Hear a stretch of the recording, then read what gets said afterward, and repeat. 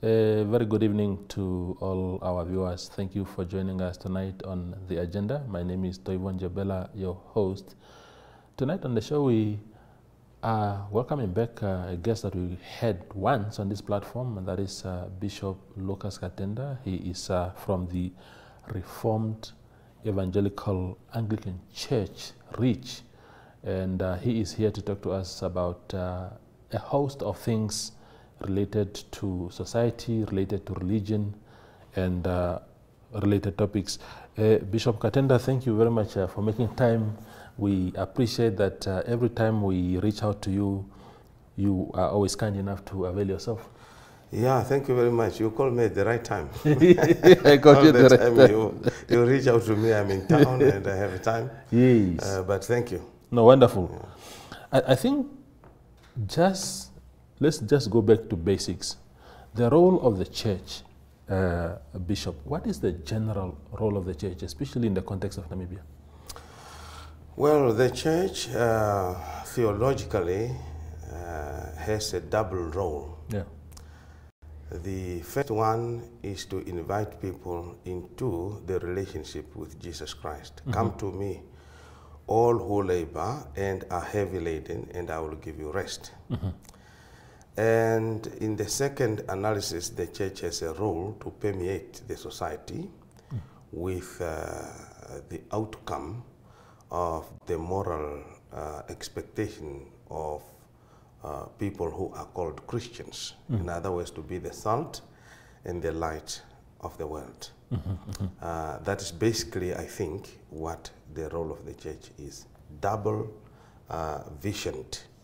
Calling people into the relationship with Christ and permeate the society with the moral values. Yes.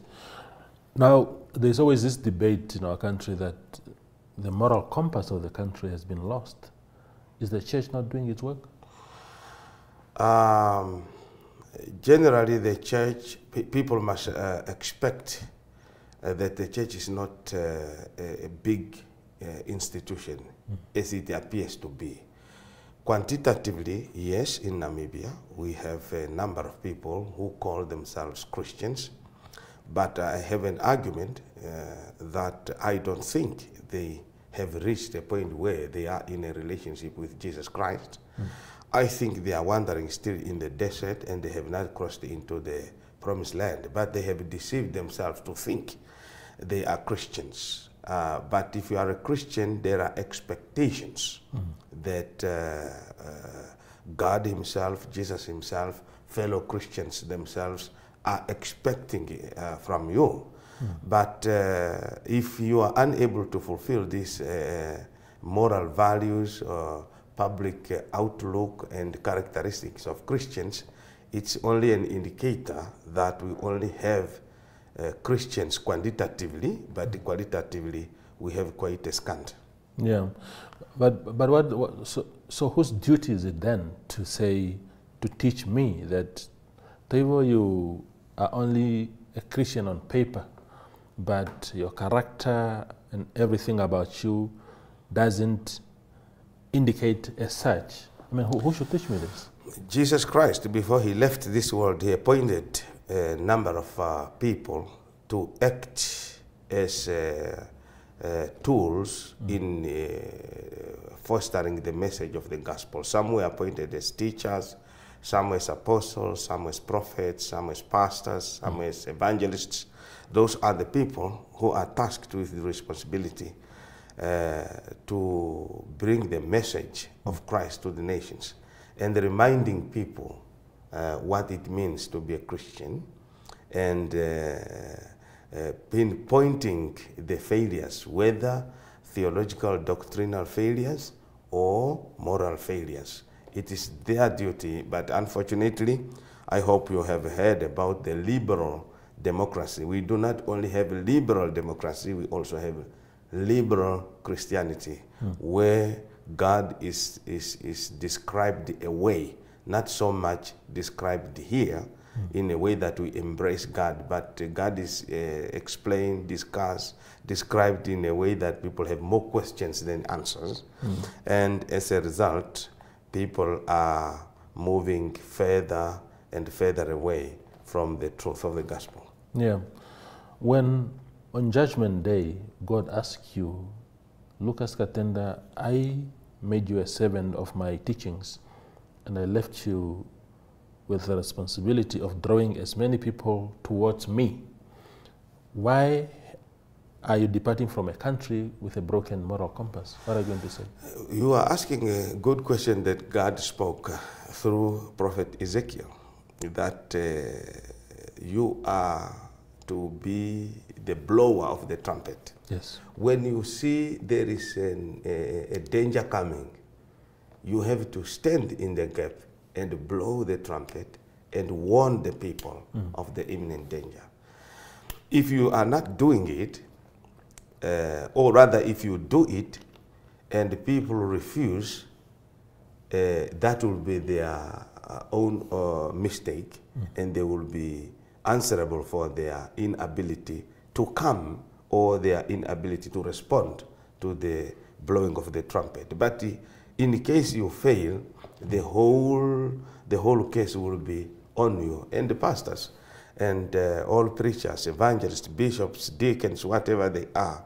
They know this, and the honor is only on them to proclaim nothing but the gospel of Jesus Christ, with an aim to bring people into the relationship with God Himself and to permeate the society. As I have said, we have a double mission and double vision. Yeah.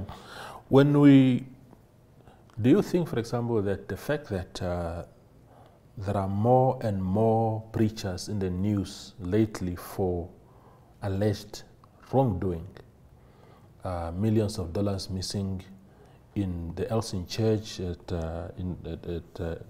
Nakayale, you hear pastors being arrested, charged for rape. There was one in Soweto here in Windhoek. It's a number of them. I can't enumerate all incidents. Do you think that affects also the conviction of the masses and their belief in the preachers? Obviously, it does. And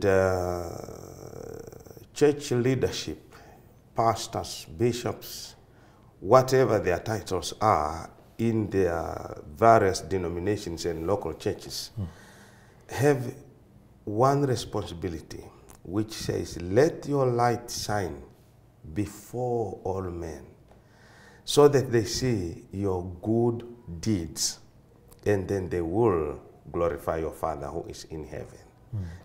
Every time we do anything that is public, we must always ask ourselves, is this the light that people would like to see? Can, in case these people see our work, can they glorify our Father who is in heaven? If we answer that question, among many others, I hope we will be able to do some better work. But what I see now is the inability of some of our colleagues to distinguish the role of politics and the role of the church. We are diametrically opposed, because the church is there for the lost. The church is there for the struggling, for the poor, for the people who have issues, who are struggling in life, to bring the good news of Jesus Christ, that whatever is going on in their life can be overturned by faith and through prayer. Does the church understand, Bishop Katenda, the power that it commands?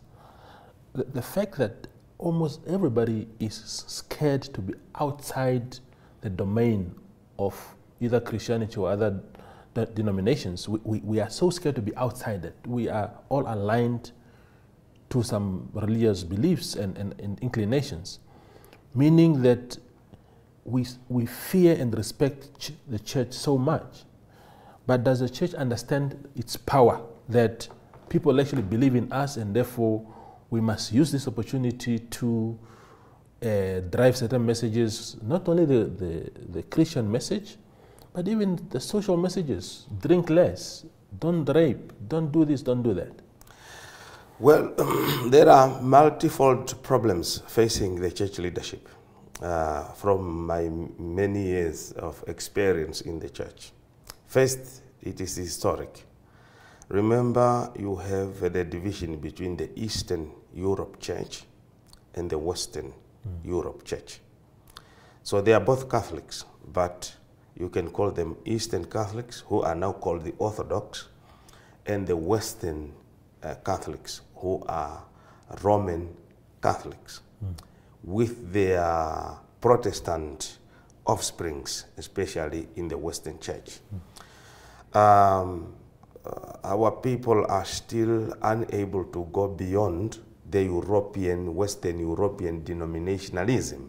People still think they are somehow maintaining the Lutheranism according to Germany or according to Finland, or they are maintaining Anglicanism according to England, whether London or York, that we are. In other words, Protestants or Anglo-Catholics. And we are still unable to go beyond this since the division, the Western Europe thought that we are the custodians of the true faith and the real faith. And this is the mentality they brought here. And some people still think they are maintaining those type of things. But people, as theology and practice evolved over the years, people are now saying, well, the church is only important if it is taking people to Christ. In other words, we must not so much concentrate on denominationalism and maintain historic, these missionary ties, doing something in Namibia, but we are still looking in Europe if they approve you or something like that. The best way is to be into the kingdom of God now and call all people and everywhere to repent, irrespective of where they are and what they do and who they are, because we have that message not only to bring people to Christ, but also, as I said, to permeate the society with the gospel message and its moral moral attachment that is attached to it. Yeah. Do you think that, Bishop Katenda, the church has become softer in Namibia? We know that religious leaders have played a very critical role in our liberation struggle, speaking out against injustices, confronting the oppressors in different ways, helping the liberators at the time with different logistics. But those voices today, we hear less and less of them. Yet there continues to be challenges in the country. There continue to be people who feel oppressed still in their own view on certain issues, and we hardly see, maybe with a slight exception of yourself, people really coming out and say, but this cannot be correct. Well, that's a good question, and I meet it quite often. I will answer it in the following way. Yeah. One, each dispensation has its own challenges, and it requires its own intervention measures. In the beginning, it was individual, especially now in the area of the liberation, it was individual ministers or pastors from different denominations who had a vision, and they made their vision known. To a certain extent, they suffered. And thereafter, those who were able to catch the vision from these individual pastors, let now say the Reverend Theophilus Hamtumbangela or Michael Scott or Bishop Awala, moderator Paul Govaseb and others, then people started to work together, knowing that unity is strength. It will be hard for the apartheid regime to crush a group of pastors, then doing it yourself, and they can isolate you and destroy you. So they were able to read the time, and they were able to craft what was working for them. But obviously, in addition to that, it was also clear that they didn't think beyond apartheid. Yeah. They didn't think beyond the war and so on. They were simply united because whether they were afraid or they were resolved to fight apartheid, they were afraid to fight alone and so on. And after that, they didn't have a way out. What can unite us still, even after apartheid? So they didn't know this. They were united in many ways by apartheid itself, not united because they were Christians or they had a long-term common vision that when apartheid is done, the sin of men is not yet done. More sins are going to come. They thought sin will end with apartheid, but as you said, unfortunately, sin did not end with apartheid. More sins are even more grievous in addition to what apartheid did. So if you, as a group of religious leaders from across the spectrum, were to come together again and say, but certain things, fish rot, or the land issues, a lack of land and housing in the country, and that we demand as religious leaders, we are united in our demand that this must be rectified within this time frame. You think you will not make the same impact as those others did? Well, I hope you remember last year I made some statements that made teachers angry. Because I said some teachers are Kwaito teachers. And they were very, very furious with me, thinking that I was too general and I didn't make some exceptions. Although I knew there are some good teachers out there. There are some good pastors who are out there who have a broader vision for the reformation, for the renewal, for the transformation of the society. But I have also every reason to believe there are some clergymen and women who I think don't understand the weightness, the weight, the command, as you said in the beginning, that the church can have, the voice that the church can have. I think they are underestimating their authority. When I teach my pastors at the seminary, I tell them that when you are in the local church, you are simply in the same group as the regional councillor on a different level, just as the traditional councillor, the headman or whatever it is, on a different level. You are commanding authority there. Just do your research, prepare yourself, study well, be prepared in terms of your eloquence and your ability to bring the message across, because you are numbered as an elder in the society and people can consult you when there are issues that need to be discussed at that level. But I see that some of our pastors have got no feeling of being community leaders.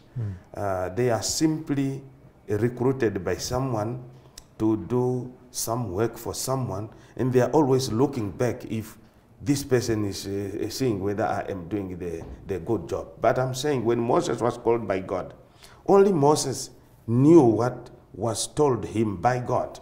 And he had an obligation to pass the message. God says this, God says this, God says this. And not only Moses, all other people were called by God and were given specific responsibilities and tasks. They carried it out with a mandate that God says so. But as you are asking me now, some of our pastors, I don't think they have that feeling, that agency, the burden on their shoulders. I don't think they understand it. While some of others are simply there because there's nobody else who could do better than them. So it's unfortunate, and I tried to reach out to people, and some of them are saying they don't know me or something like that, or they are afraid to be seen associated with us, and so on. I don't know afraid of who. Maybe they are working for somebody else other than God. But it's appropriate if they are not working for God. Yeah. Absolutely. We go for a break and then return for the second part of the show.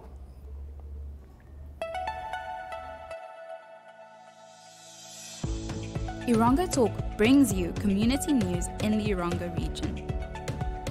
Irongo Talk aims to reach coastal residents, keeping them updated on what's happening in their community. This show is broadcasted on NTV, Oneuptwo.com, and cross-shared on the following Facebook platforms: Irongo, The Republican, Allgemeine Zeitung, Namibian Sun, and Namibia Media Holdings. Irongo Talk focuses on community news, weather update, fishing report, helpful tips, as well as sport and entertainment. For news-related or advertising queries, contact Irongo Talk at synergy.com.na. Irongo Talk, our community, your news. We continue with Bishop Lukas Katenda. Do you think that, Bishop, I see religious leaders, political leaders attending Sunday service and other religious-related events when they get appointed by the president, maybe to cabinet or whatever, they even call religious leaders to come sort of bless them, meaning that at a general level they believe in the faith. But do you think that a religious inclined political leadership can do a better job in delivering the services and whatnot, knowing that we have this mandate and it's not just a people's mandate, it's also a God's mandate to the people? I expect religious influenced political leaders to do even a better job because they are exposed to the morality of God. The morality of God is that you may love your neighbor as you love yourself. And remember the Pharisee who came to Jesus and said, "What must I do to go to heaven?" And Jesus asked him, "You are a Pharisee, you are a teacher of law. What is written in the law?" And he replied, "No, the law says you must love the Lord your God with all your heart, with all your soul, and with all your mind, and love your neighbor as yourself." And then Jesus asks, "Have you done so?" He said, "I don't know the neighbor." Who is the neighbor? Maybe I know God, but who is the neighbor? Yeah. So Jesus gave them the story of the man who was traveling from Jerusalem to Jericho. The priest came by and thought, "I'm a priest, I can't touch blood." This man was beaten, almost dying. And the Levite was also another group of priests. And the good Samaritan came there and helped this man. And Jesus asked, "Who is a neighbor to this man?" "I know the one who helped him. So go and do just that." Yeah.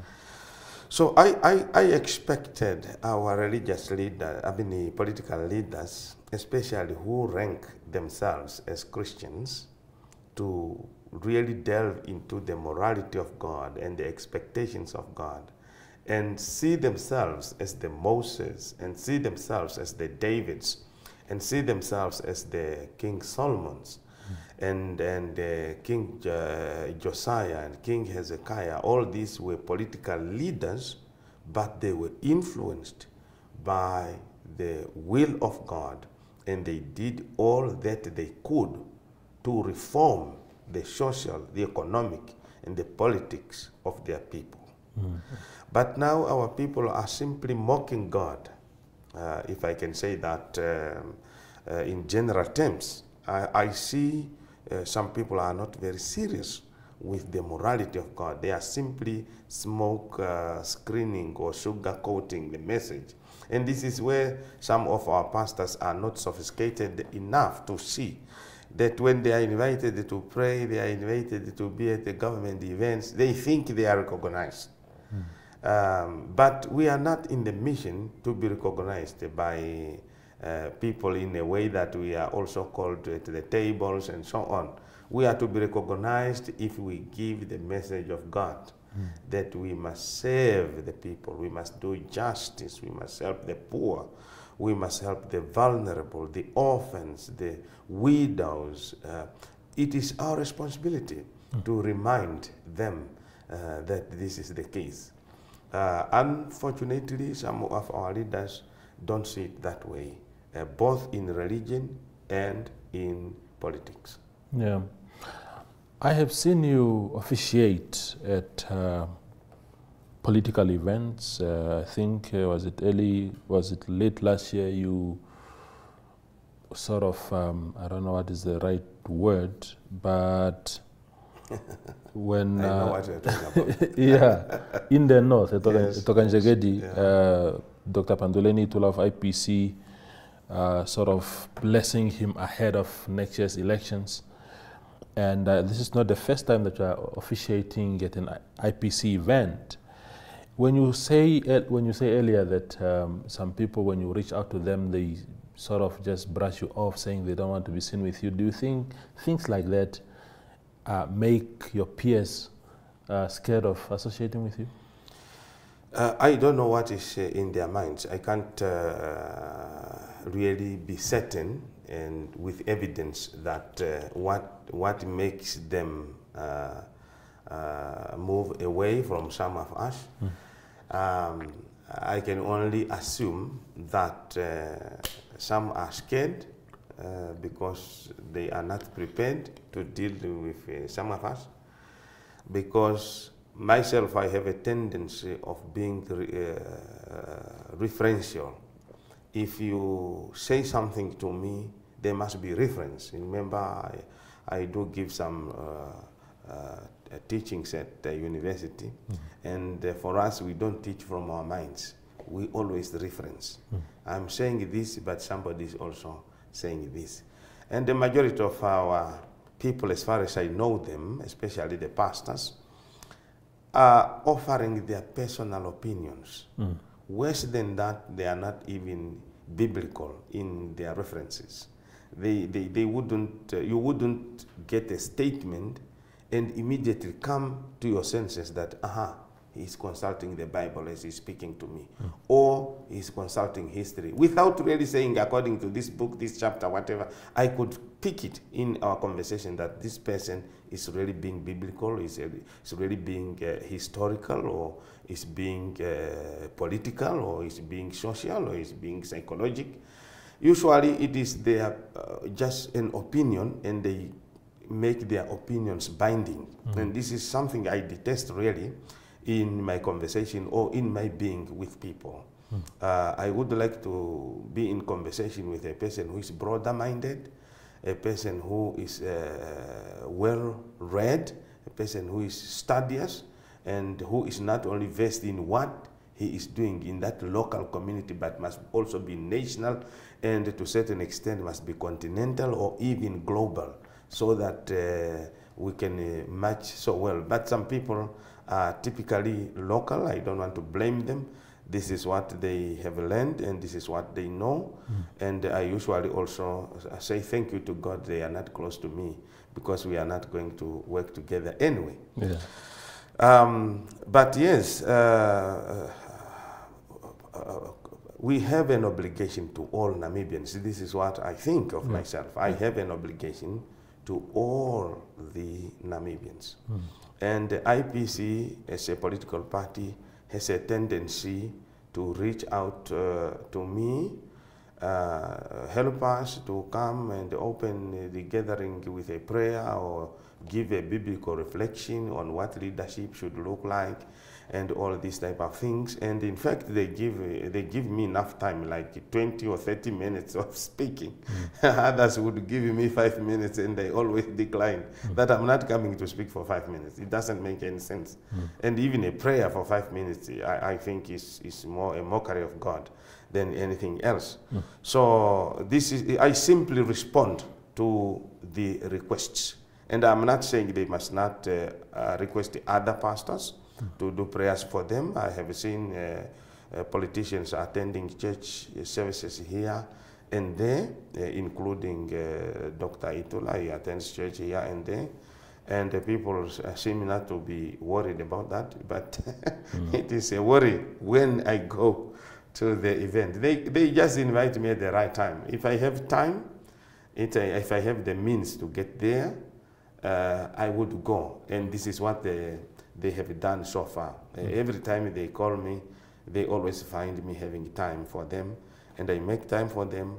I go there, I give them the message of God, and I leave. I don't care what they do politically, but I go there simply as a pastor, and I must be a pastor for all Namibians. Yeah. Speaking of being a pastor for all Namibians, has the ruling party, for example, ever invited you to any of their events? Have you officiated at their events, or are you now seen as an IPC stooge who cannot be associated with the ruling party, for example? Yeah, well, the ruling party did call me some years ago, not recently, but in some cases they did invite me to do the openings with prayer. The last one was when it was Team Swapo and the Team Harambe. Yeah. So I ended up doing the opening at the Team Swapo. Yeah. And remember, Team Swapo was reviled as anti-progress and anti-unity or something like that. Yeah, yeah. But nevertheless, my task was simply to do the prayer, and there I also offered the blessing for all the candidates, including those from the Harambe side, and that was it. From there, I was never invited by the SWAPO. Yeah. They invite some other colleagues, and I think they are doing a good job there. Yeah. So the ruling party is known for, I think there's a bit of progress now in how SWAPO perceive people. There was a time when even if you liked a Facebook status of someone that is not revered within the party, you could land in trouble. Do you think, for example, that when you say, because this Team SWAPO, Team Harambe things happened nearly 6 years ago, 6 years without officiating at another SWAPO event for a person of your status, it's a long time. Yeah. Do you think, therefore, that there might be perceptions within the party that that say no, but steer clear of Bishop Katenda? There was a time when somebody attacked me on Facebook. Yeah. When this past election, intra-party elections, and I really changed my mind. I didn't want to say so much of what people are doing inside their political organizations. Even if I have an opinion, I want to say to myself, I can't keep on commenting because all of them are my people. But there was a statement I made in 2018. I don't know what provoked it, but there was a time I said, no, people who are at least advanced, who have been in the cabinet, been in the parliament for all of these years, is now close to 30 years, please, you may make now room for the young people. Yeah. Now it's for you to step aside and just groom the young people. But I use kind of a strong language to catch the, like you do in the media, to catch the attention of the people. Yeah. So people then, for some reasons, resurrected that thing and they removed the date. And they started sharing it all over the platforms on social media and so on. And somebody started then to attack me, you are this, you are also a failure, and so on and so on. Yeah.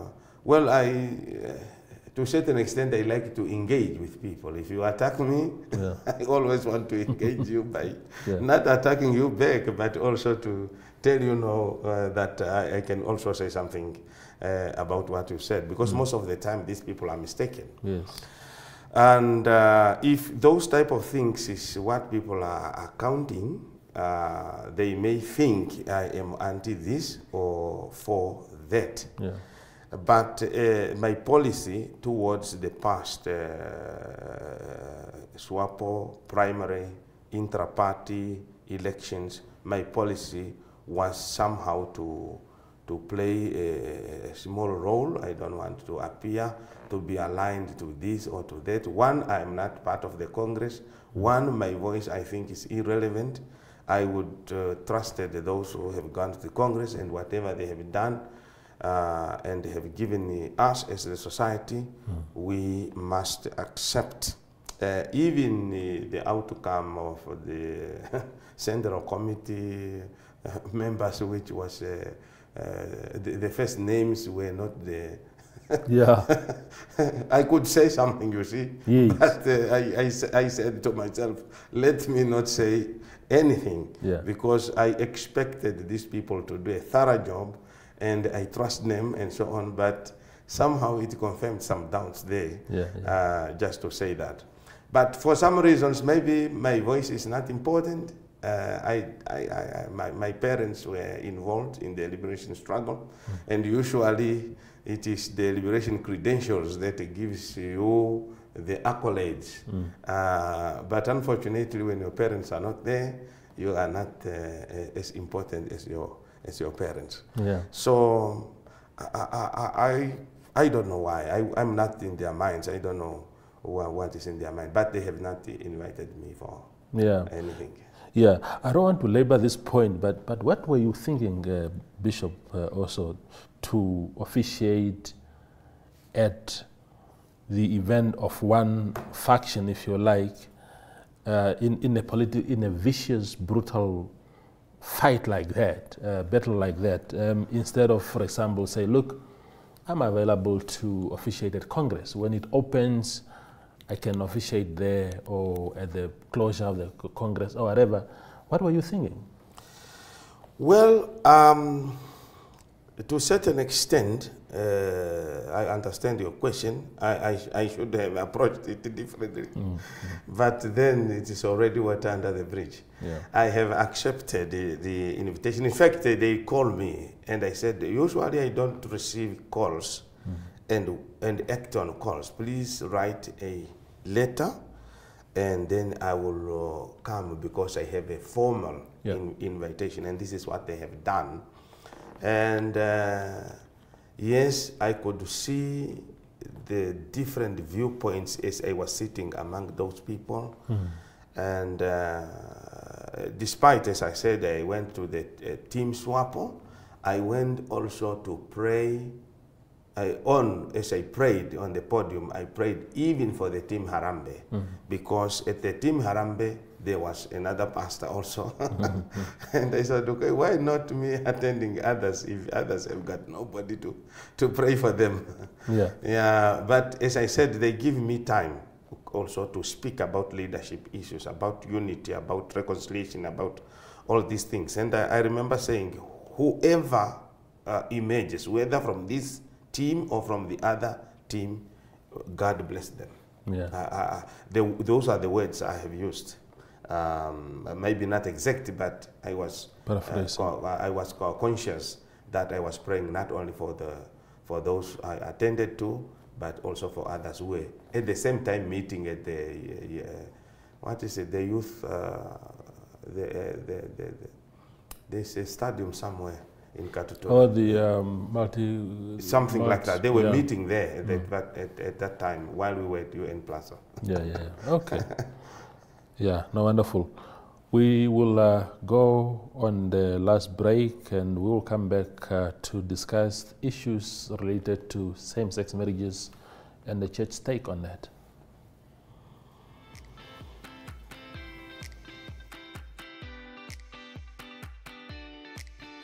Generation C is a featured news show which contains news from the Zone pages, published every Tuesday and distributed cross-band in all three main publications, Republican, Namibian Sun and Algemene Zeitung.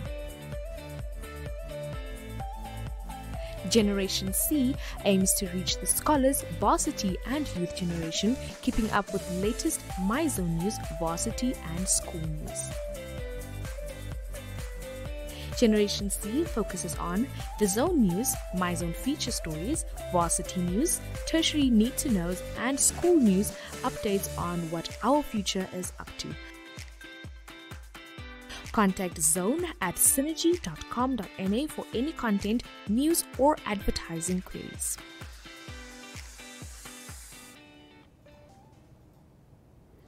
The conversation continues with Bishop Lukas Katenda. Now, Bishop, last Sunday I learned that there's a conversation within the Methodist Church to officiate same-sex marriages, and that the church would no longer discriminate and will allow those who have married outside the country or outside the church to be part of its congregation openly. I had discussed this thing with you before, but I had confined it to your own church. But has this, I think that was 2021, has the status changed within your church, or are you still firmly stuck to your principles that such is not allowed? Well, being an Anglican, generally speaking, things have polarized this, as you could imagine. It started well in the United States and in the Episcopal Church now, which is kind of the branch of the Anglican Communion there, leading to revolt within that denomination, resulting in the formation of a parallel jurisdiction, which is now called the Anglican Church in North America, in opposition to what they think is a liberal revisionist interpretation of the scripture and revision of the sexual ethics and morals. And further on, it went to the Anglican Church of Canada, again also resulting in pushback by some Anglicans, resulting in the formation of the Anglican network in Canada. And then you have the Anglican Church in Brazil, the Episcopal Church in Brazil, resulting in the formation again of the parallel jurisdiction, the Anglican Church of Brazil, and the Scottish Episcopal Church, and now, recently, the Church of England itself, the mother church of all Anglicans.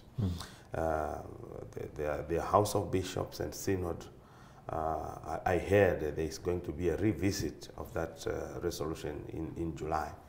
But in the meantime, the church has accepted not the blessing, they are saying not really the blessing, but prayers for people who are in same-sex relationship, resulting in really a backlash and pushback by the Orthodox people who are concerned about the conserving the old faith, 2,000 years tradition of the morals of the church of marriage belonging to one man and one woman. And I am via Reach Namibia, Reach South Africa, and others, part of the conservative group, if you like, although we do not really like to be called conservatives, but rather to be called orthodox people who stand by the biblical truth. And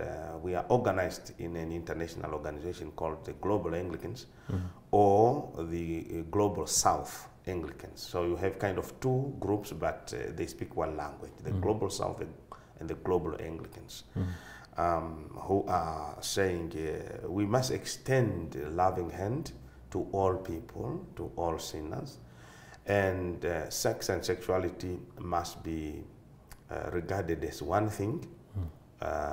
We don't pick one and treat it this way as a special or whatever. Anything outside of monogamous heterosexual relationship is regarded as sin, whether it is fornication, it is sex between men or between women or any other form of sexual perversion is regarded as sin without attacking anybody. But then other denominations, as I have done my research, well, the Evangelical Lutheran Church in America has accepted the same the blessings. Yeah. The now Methodist Church has also worldwide have done so, but as usual, as it happened in the Anglicans, there are splits all the time. You now have the Lutheran Church in North America, which is a parallel jurisdiction against the Evangelical Lutheran Church in America, ELCA. And then you have the Lutheran Church Missouri Synod, for instance, which has been quite different for many years for theological reasons, just as you had the Reach, quite different from the Anglican Church of Southern Africa for many, many years, even before the issues of same-sex marriages. So this is the standpoint. You have the divide, and you have two sides. Some are for, and they are passionate and very serious, and they think they are biblical, they are loving, the God we worship is loving, so they think we must do this. And there are those who think, well, we can love our brothers and sisters, but differently, with the transforming love of Christ. And instead of maybe engaging into these marriages, they could be helped to be celibate or something like that. This is where we are at the moment, and Rich Namibia is still part of the global Anglicans who are standing on the principle of one man, one woman marriage. Yeah. I mean, you understand God than many of us, real or perceived. What do you think is God's view on homosexuality? Well, if we have to understand God, we are delving into what is called the doctrine of God. Who is God? Yeah. And when you want to even do mission and evangelism, you always start with God. And in the beginning, God created. Who is this God? So you can ask different people in the Bible, if they were alive, to tell you who this God is, because as we take the principle from these people, Adam and Eve, for instance, they will tell you who this God was. It's the God who creates, who gives them some instructions how to live, and who takes action when people are going against him. You ask Noah, for instance, he will tell you, this is the God who told me to build the ark, and this is the God who destroyed people because of all kinds of sins, and only a family was spared, and out of this family the world emerged according to the miracles of the Old Testament, if you like. And you ask people like Abraham will also tell you what type of God is this God, Moses and others. But across all the Bible, the whole of the Bible, you will know that God created a particular order, and I think he stands by that particular order. He created Adam, and he created Eve. And since then, it has been an unchangeable tradition of man and a woman. A man will always need a woman for the human being to be full. You can't be full on your own. You are half when you are on your own. You are full when you have a person of opposite sex. But obviously, the earth is cursed because of you. And it will give us some twisted things that were not part of creation, including now diseases, including now disabilities of all kinds, and desires and all these type of things. So it is possible there will be some problems in the nature, but that does not derail the created order. This is what I think, even in the area of male-female relationships. Yeah, there are a lot of different ongoing processes in our courts. This one is attacking the sodomy law. This one is attacking the laws that are deemed discriminatory towards people who want to be in same-sex marriages and whatnot. and there are also ongoing law reform processes, if it was to come to a point where the country says we will now be liberal and open-minded and allow some of these things to be legal in our country, how will the church like yours handle situations like that? Well, I don't think the church needs to be scared of anything or to be attacking people or something like that. The church is simply in its own mission. Yeah. To go out there and make all people of all nations the disciples of Jesus Christ, and to teach them what Jesus himself commanded. And they live like that, just like that, reflecting the reality of what Jesus had taught. But you'll be asked to subject yourself, like all of us, to the constitution of the country. No. They can't do that. They can't do unless they become so dictatorial. They wouldn't do that. But let me tell you, it could come to that. Yeah. But it will lead to many matters, if you know what I mean. People will, some people will be willing to die in order to preserve their faith and their purity and so on. In Western Europe, in Western countries, it was like what we are doing now. If you went to England in the 1800s or in the 1700s or even the 1600s, it was unheard of for any person to stand up in England and say, let us bless the same sex. So we are still at the stage where they have been. But the trouble for us is the United Nations in this case, and other lobby organizations that are coming from European Union or America, who are forcing our governments to accept these things so fast, even when they know themselves it took them some years, quite a number of years before they have accepted this. So if it comes to the point that we become so liberal enough and there's a general consensus among the politicians, among the general public, that this is what we want to do, the church will have a little to do in countries such as us, because this is a unitary state, a secular state, democratic states where the majority are ruling. The church must remain focused. We have already our clear mandate. It's not necessarily to prevent what the government need to do in a direct manner, but we can obviously influence them and tell them what God would do to a country itself, not to the church, but to a country itself that disregards his laws. But obviously God's elect will always stand tall, even when there are kind of miseries around them.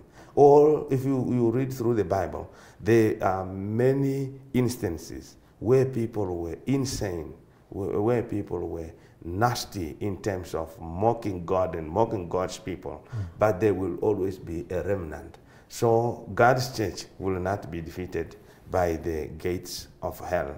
Come hell, come high, come low, come whatever, the God's elect will always remain God's elect.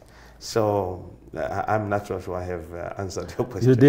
You did, and that wraps up our time also, Bishop. I really appreciate your open-mindedness and also your persistent kindness to always come to the platform. So it was great having you on the platform tonight. Thank you very much. Thank you very much. You were gracious enough, but you are only gracious in the voice, not in the questions. Not in the questions. That is tonight's show with Bishop Lukas Katenda of the Reformed Evangelical Anglican Church. Just really allowing us to tap from his wisdom on a variety of issues. Thank you for watching and have a blessed week ahead.